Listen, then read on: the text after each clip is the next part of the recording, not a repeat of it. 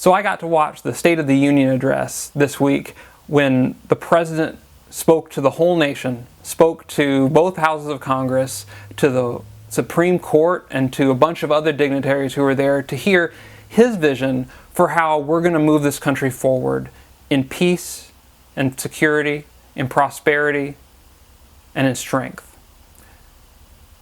And as I watched this event, the State of the Union, I couldn't help but think about how religious this whole thing is. I mean, think about it. The whole place was set up like a church, with even with a pulpit for the preacher. In this case, the preacher was the President of the United States.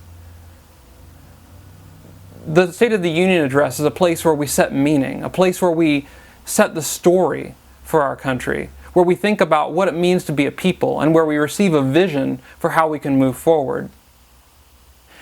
And as I watched our State of the Union address, I couldn't help but wonder, what would it be like if we heard the State of the Union address from those who are at the bottom of our society, rather than from the people who are at the very top?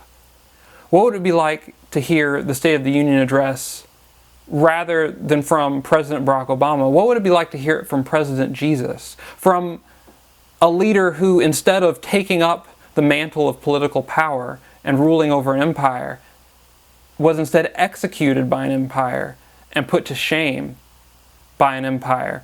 A person who was marginalized completely, even from his own friends, for the sake of love. That's the kind of State of the Union that I'm interested in. We've heard a lot from those who strike the blows, but what would it be like to hear from those who receive the blows from state power? What would it be like to hear from those who are on the outside looking in? What would it be like to see our country not from the top, but from the bottom?